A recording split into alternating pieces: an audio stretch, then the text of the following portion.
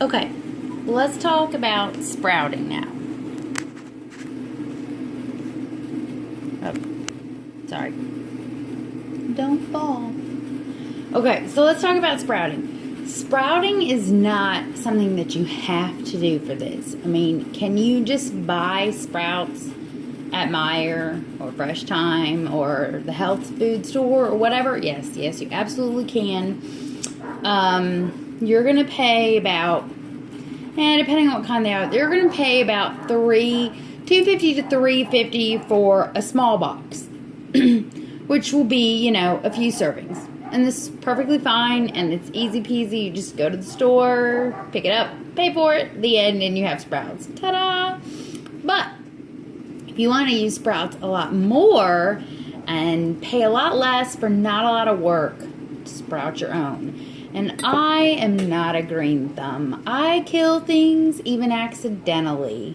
Miraculously, I've kept a tropical plant alive, and I have a flourishing succulent garden, mostly because I don't have to remember to water it very often. But I tend to be a plant killer, accidentally, and I can sprout. So all of that is to say that you can too. Okay, so there's different ways that you can sprout. I mean, there are certain types of things that need to be sprouted in soil, like sunflower seeds, wheatgrass, things like that. Okay, we're not talking about that. We're talking about things that are sprouted in water. And can be sprouted in a jar. So this is just a mason jar. I mean, I bought this a billion years ago, and it was sold as a sprouting jar kit, but it's a mason jar. That's all it is. It's a wide mouth, quart-sized mason jar. And it came with sets of these little plastic mesh, screw-on lids. Screw right on. And there are different sizes. There's one that's got bigger holes, and then maybe one that's got medium size. This, I think, maybe is the finest mesh. But you can also just buy sets of these lids. I know that Harvest Health has them. Does Meijer have them? I don't know. Fresh Time, maybe. But I know Harvest Health has them for just a few bucks. Amazon probably has these two sprouting jar lids, and they come in a set of all three sizes for like, what did I already say? Like $3, so cheap.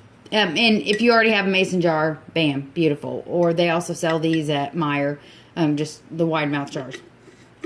And then they screw on. You can also, I also have another sprouting jar, and actually I did get this a few years ago at Harvest Health. This is bigger. It is, I would say, about half a gallon, maybe not quite. Let's see. Maybe not quite, but really close, because this is a half-gallon mason jar. It's pretty close. If it's not a half gallon, it's really close. This whole thing, and it only comes with one size mesh, but it's nice. It's stainless steel, like I said, big, and it looks cute. It's a cute sprout jar. They're both cute. And this is like $5, maybe $5.50. I mean, I was really shocked because this kind of stuff tends to be really pricey at health food stores. This specialty stuff that you can pretty much make yourself tends to be really pricey. But this particular one, I think this one is by Now. Now Foods sprouting jar, I think is what it's called. And it comes with a little instruction manual inside too. But again, it's like $5 or $5.50. So this, if you want to get a really big one so you could do a large quantity of sprouts, you don't have to do a large quantity in this. Obviously, you can just do a little tiny bit if you want. But, this gives you a little bit more room. And pretty much for less than the price of a single half-gallon jar at Meijer, you can buy this. I mean, this, I think, is $6 just for a single one. I mean, you can buy a 6-pack of them for a better price per jar. But one single half-gallon mason jar, and you'd also have to buy these lids, $5. The whole thing. Okay, so I feel like I've maybe sold you on that. But if you don't want this one, I mean, you can just buy the lids for a smaller quart mason jar if you want. also, you can sprout in a colander. If it's lined with like a layer of cheesecloth so that it won't fall through, because you will not have successful sprouting if your seeds fall through the holes and then the seeds are no longer there, so no sprouts. But you can also use some mesh bags. This is actually a paint strainer that I have a bunch of these that I got at Sherwin-Williams, and they're like 99 cents. I mean, if you sew and you have some tool, you can make your own. I do not sew, and 99 cents is a good price for me. So I bought a ton of these a long time ago at Sherwin-Williams, and they are perfect for making nut milk, straining them out, also straining out juice, straining out the pulp if you don't want the pulp in like fresh juice. And it's also a good way to, if you don't have a juicer, it's a good way to make whole juice in your blender and then strain it so that it's more juice instead of smoothie. Again, paint strainer. Home Depot has these too. I personally like the Sherwin-Williams ones better. I think they're stronger. I just don't like the design of the Home Depot ones as much. But you can get them at Home Depot too. It's basically designed just like, I know you can barely tell the difference, just like a nut milk bag. This is a nut milk bag. It's got nicer, fancier stitching. And it's got a really, you probably can't see it. I mean, it's like a super fine mesh. It's also sturdier. But this is like $6 or $7 on Amazon, 99 cents at Sherwin-Williams. If you want one for making nut milk, this is what you want. This is what you want, because this will hold up a lot better. You can abuse the heck out of this thing a lot more than you can this one. I mean, this one is sturdy, but you don't want to just beat the thing. Whap, whap. No, don't do that. So, but this is obviously cheaper and quicker. You can just go to Sherwin-Williams and get it. This one, order online. The health food store, I've gotten some at health food stores in Houston, but I'm trying to think of Harvest Health. Probably Harvest Health does. Harvest Health is going to be more expensive than Amazon. I'll tell you what, they're going to charge you like $10 or $11, and it might even not even be the good quality. But you can use these for sprouting too. So you've got lots of options. Okay, so there's a zillion things that you can sprout. I mean, you can sprout everything from alfalfa seeds to garbanzo beans. Just different tastes. Alfalfa sprouts, broccoli, radish, things like that are going to produce those long, sort of fluffy, grassy looking ones that you find in the boxes in the produce section at the grocery store.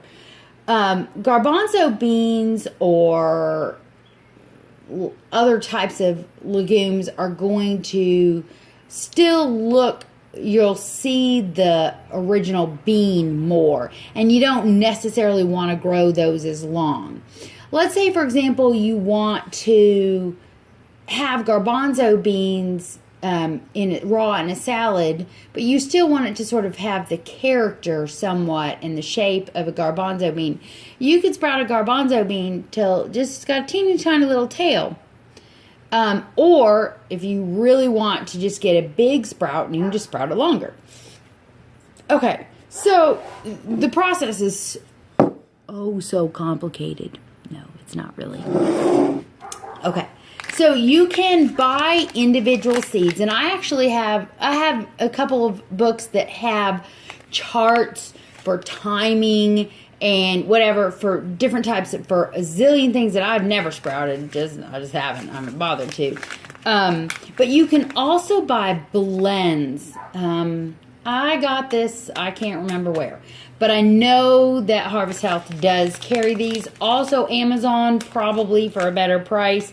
This is it's a blend. So it's a sprouting seed blend. So it's got lots of different things in it. So that's great. So you get more flavors, different things going on in your sprout mix rather than just buying a whole mess of sprouting seeds.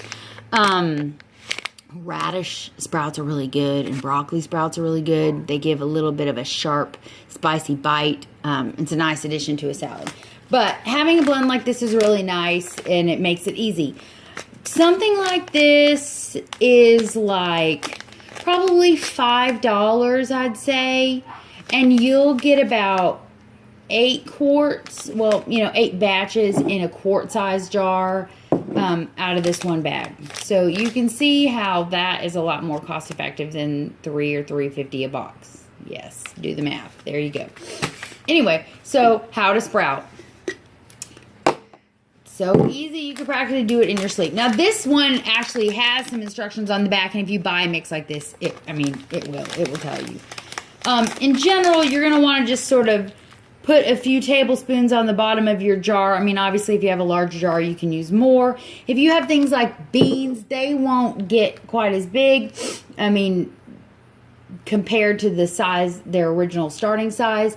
So, like a half a cup of beans if you wanted to sprout something like that. And you can also sprout nuts. You can also sprout grains. You can sprout all sorts of things. Anyway, so you're gonna start by just putting a couple of tablespoons of seeds in the bottom of the jar, and then you're gonna want to rinse them. Clean water is good. I mean, you could use tap water, but I don't. I use clean water. Some sort of that filters out some of the crap that they. Oh, I've got water right here. This filters out some of the crap that they have in city water. So this is filtered water that I just had in this jar. So just a couple of cups or whatever, and you don't probably even need quite that much. And then you're going to let them soak for small seeds. Need about 4 to 6 hours. Larger things like beans and grains are going to need more like 8 to 12 hours. Now, this particular blend tells me to soak them for 8 hours. I think it's because it's got some red lentils in it, so I think that's why it wants me to do it longer. If you don't do it long enough, you're not going to activate them, and so you won't get sprouts. If you soak them too long, like don't soak your sprouts longer than 12 hours, or you may have like sprout wine. If you want sprout wine, that's fine, but if you want sprouts, don't soak them any too long. So then just set them aside, room temperature, and let them soak for the amount of time. And did I already say I have a sprouting chart that gives you all that information? I'm going to take pictures of the different pages of the sprouting chart that's in a book that I have. It's a really extensive sprouting chart, probably more than y'all will need, but I've got it. So I'll upload that. Anyway, once you've done your soaking time, you're just going to want to drain it out, and then rinse it, and then you're going to flip your jar over. I'm not going to flip it over now because otherwise I'll have water everywhere. You're going to flip your jar over and let it drain. What you want to do is drain it like this, at kind of an angle like this, so that you have air coming in, because you don't want to suffocate your sprouts, but at the same time you still want good drainage. So this is not as good because then you won't get airflow into the jar, but this is not as good because you won't drain it. You'll still have water that's settled in here, and then you can mold your sprouts. So don't do that. Especially in this more humid weather, you want to make sure that you are letting them drain sufficiently. So there's this balance of, you don't want them to be totally dried out or they'll just die.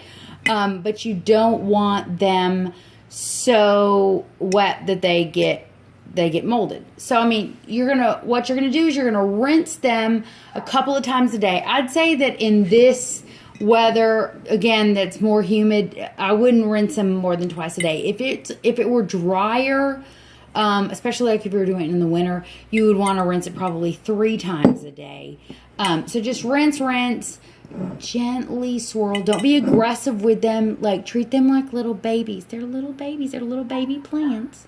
So be gentle with them, and then just drain them out. So rinse, drain, and I mean just really quick rinse, drain, back in that draining position. Twice a day for a few days, basically until they become sprouts. And sort of as the longer the sprout becomes, the more kind of grassy and sprouty it's going to taste. But the more volume you'll have. And obviously for little things like alfalfa, radish, things like that, a long sprout is what you would be used to anyway. So it's fine to let them go for a while.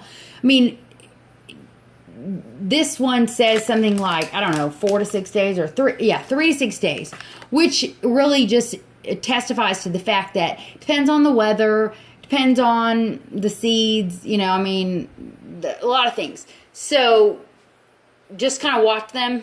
When they get big, then they're ready. Or when they get to the size that you want them to be, they're ready. What you'll want to do when you have them drained, like you could put them on, if you have like a side of the sink, or just put them next to the sink and let it drain sort of into the sink, prop it up.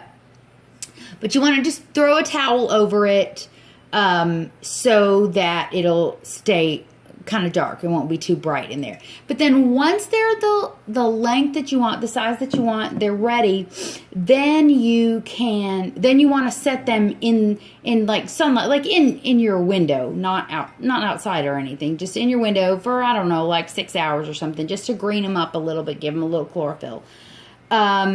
With alfalfa seeds and some other things, they'll get these holes that you're going to want to get off like after about 4 days. If not sooner. I mean, if they're already sprouted up earlier, like I said, in really warm weather, they'll sprout faster. I mean, in Houston, sometimes in the summer, I could sprout things like lickety-split, like crazy fast. Anyway, when they're about done, you'll want to put them like in a bowl of water and sort of swirl them around and let the hulls come up to the top and just scoop those off, because those just won't taste as good. I mean, you can eat them, they just won't taste as good. But not all things will need to have the hulls removed, but things like alfalfa, broccoli maybe, radish, maybe something else. Taste them. If they taste like they got stuff on them that you want off, just throw them in a bowl and rinse them. And then take those, like I said, those will float to the top. I just read very recently that to store them, if you rinse them and drain them every few days, they'll last a little bit longer in the fridge. I mean, obviously, once they're done, store them in the refrigerator. No matter how much you take care of them, sprouts will not last a terribly long time. So don't expect to be keeping them like through the winter months. But you should be able to keep them for a week. And I mean, I have kept them a little bit longer than that. Again, if I've vacuum sealed them. But if you keep them rinsed so that they just basically don't get ooky, you should be able to keep them for a week in the refrigerator. Is there anything else I needed to tell you about sprouting? It's easy. It's easy. I know Janet's laughing right now. She's saying, it's easy for you. No, it really is, because I am not a plant growing person. I'm trying to be. Oh, Jesus, help me. I'm trying to be. I want to be. I like plants. But sprouts are easy. Really. It's just soak for a few hours. I mean, that's the big thing, is you want to make sure that you don't forget and let them soak for just ever, like a day, because then start again, because you killed them. And then rinse them a couple times a day. Make sure they drain. And then just keep an eye on them. But if you keep them, near the sink or something, you'll see them. So it'll be easy to keep an eye on them. You won't have to go out of your way. You won't even have to walk out into the garden to see them. I mean, they'll just be right there. Okay, I think that's it. All right, sprouting 101. Easy peasy, tofu squeezy.